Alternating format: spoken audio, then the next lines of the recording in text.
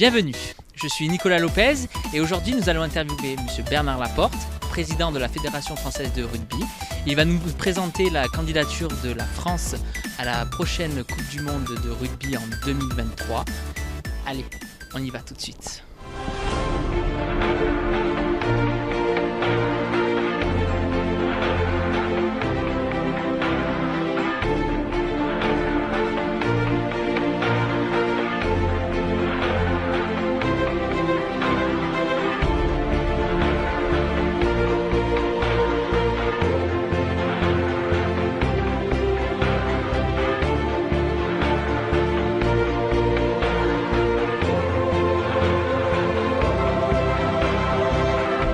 On vous connaît en tant qu'entraîneur, joueur, sélectionneur de l'équipe de France. Et maintenant, quel est votre rôle alors ? Je suis le président de la Fédération française de rugby donc depuis le 3 décembre dernier. Et notre présence ici est pour présenter notre dossier de candidature à la Coupe du Monde de 2023, que nous voulons bien sûr organiser donc, en France. Et nous faisons le tour du monde, je dirais, pour aller vendre et montrer, je dirais, à toutes les fédérations que notre dossier est le meilleur dossier. C'est ce que nous espérons. Donc voilà, encore une fois, c'est beaucoup de déplacements, mais c'est beaucoup de fierté aussi, parce qu'on représente la France et puis qu'on a vraiment envie d'organiser cette Coupe du Monde en 2023. Elle est importante. C'est pour cette raison que nous devons faire tous ces déplacements, même si ça prend du temps et de l'énergie, mais nous devons, encore une fois, sillonner le monde entier pour exposer et vendre notre candidature. Dont les États-Unis qui sont, on va dire, une nation montante du rugby, mais encore peu connue. Oui, effectivement. Alors, les États-Unis sont effectivement sur une pente ascendante, que ce soit dans le rugby à 7, dans le rugby à 15 d'ailleurs. Mais moi, je n'oublie pas qu'en 2003 déjà, lors de la Coupe du Monde en Australie, nous avions en poule les États-Unis, et qui était déjà une équipe, je dirais, de bon niveau. Ils n'ont cessé de grandir, de progresser. Mais là où ils sont très performants, 7 à 7, ils sont d'énormes joueurs rugby à 7 et ils ont un potentiel pour effectivement être champion olympique. Ça, c'est une certitude. Alors parlons un peu plus de la candidature de la France pour la Coupe du Monde 2023. Quels sont les atouts majeurs de cette candidature ? Il y en a deux qui me semblent essentiels. Le premier élément, c'est que nous sommes un pays qui aime organiser des événements internationaux et qui réussit globalement dans l'organisation de ces événements internationaux, notamment dans le sport. On peut repenser à la Coupe du Monde de 98 qui nous fait tellement plaisir puisque nous l'avons gagnée, de football. Il y a eu 2003 aussi, il y a eu 2007, la Coupe du Monde de rugby qui a été une véritable réussite. Il y a eu l'Euro 2016, il y a un peu plus d'un an, qui a été aussi une véritable réussite dans un contexte assez particulier, puisque 8 mois avant, il y avait eu des gros attentats en France, et donc tout le monde craignait un petit peu. Il y a eu une véritable, je dirais, solidarité du peuple français dans tous les domaines, et ça a été vraiment une réussite. Et puis, tout le monde sait que normalement, nous allons avoir le 13 septembre à Lima l'organisation des Jeux Olympiques de 2024. Donc voilà, je crois que c'est le premier élément, c'est celui-là, c'est qu'on a une reconnaissance en termes d'organisation d'événements sportifs internationaux. La deuxième, c'est que nous n'avons aucun investissement à faire. C'est-à-dire que le contribuable français paiera 0, parce que tout simplement, tous les stades sont neufs. Ou rénovés ou neufs, grâce à l'Euro 2016, pour l'Euro 2016 de football. Et donc nous allons en profiter, c'est une évidence. Et ça nous permet, grâce à ces stades modernes et neufs, d'avoir une économie en termes de billetterie supérieure à tout le monde. C'est une évidence parce qu'on a beaucoup de ce qu'on appelle les hospitalités, où on paie les places beaucoup plus chères. Et il faut savoir qu'en France, dans tous les stades récents, il y a pratiquement 10% de places qui sont des hospitalités, donc on vend plus cher.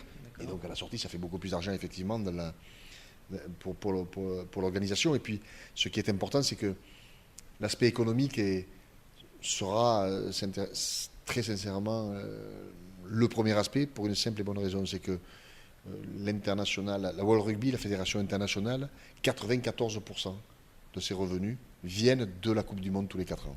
Donc ce sera certainement regardé avec beaucoup d'attention. Je le disais, la qualité de nos stades aussi, la qualité de nos infrastructures, transport, hôtels, aéroports, tout ça aide et facilite la vie des équipes et des supporters, parce qu'on attend 450 000 supporters, pratiquement autant qu'en 2007.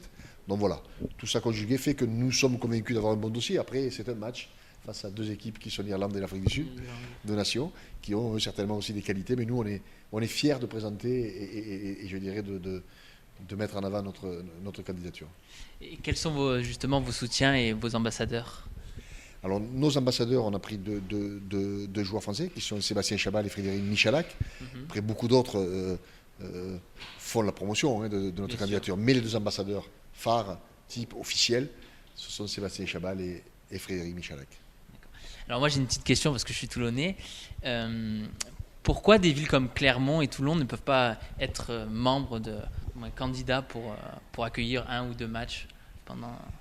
C'est que ce n'est qu'un problème de stade, puisqu'il y a un cahier des charges qui est imposé par la World Rugby.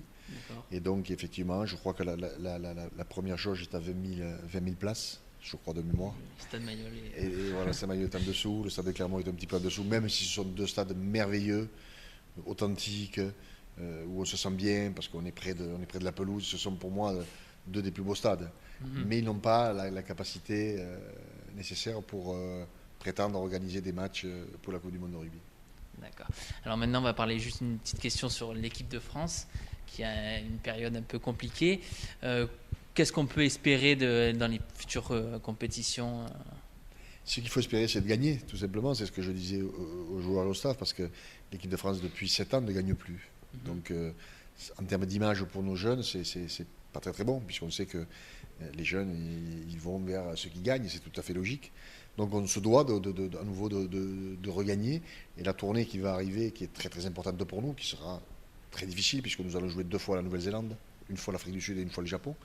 Mais je pense que ça doit être le départ d'un renouveau, avec, alors là, je ne vais pas m'immiscer dans la sélection, mais je pense de nouveaux joueurs jeunes qui vont arriver. On est à 2 ans de la Coupe du Monde du Japon. Quand on regarde ce qu'on a fait depuis 2 ans, ce n'est pas très très bon.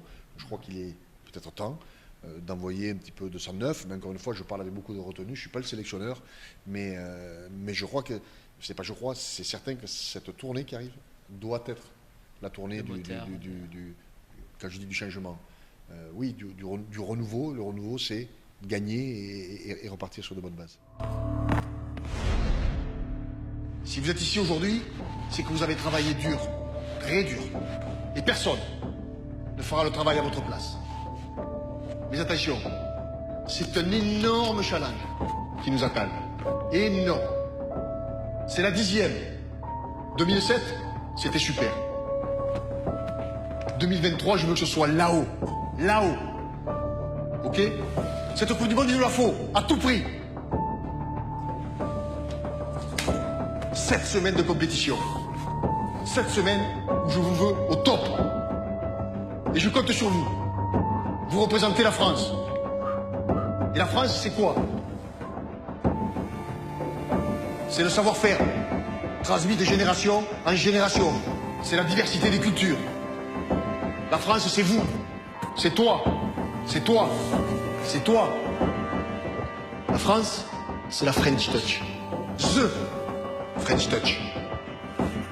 Et c'est quoi The French Touch? C'est le beau geste, au bon moment. Allez, on se lève, on se prépare. Allez, ça va démarrer, hein. On va s'y filer, hein, maintenant. Hein. Guy, c'est toi le capitaine. Hein. Tu m'amènes cette équipe, je compte sur toi. Hein. On y est, Bernard, on y est. Et dans les restaurants, on assure les classiques. Cassoulet, bœuf bourguignon, blanquette, on assure tout ça. On fait plaisir, si. Sushi, fish and chips, sashimi, brochette de kangourou. On s'adapte. Claudine, le Moulin Rouge, ils vont tous y venir. Hein. Les Australiens, les Néo-Zélandais, les Anglais, les Japonais, les Italiens, tous. Je veux de la classe. Je veux de la grâce. C'est bien, c'est magnifique. C'est wonderful. C'est aujourd'hui qu'ils se décident. Hein. Aujourd'hui. Hein. Pas demain. Hein.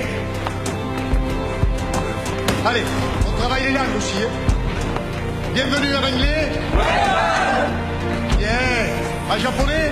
Yeah. Amour en gallois. Yeah. Allez, venez maintenant, ensemble. On serre, là. C'est parti, hein. Je veux de la joie. Je veux de l'amour. Je veux de la fraternité entre les peuples. Ces mecs, je veux qu'ils se sentent tellement bien ici, en France, qu'ils aient plus jamais envie de repartir. C'est simple. Cette Coupe du Monde, je veux que ce soit la plus belle Coupe du monde.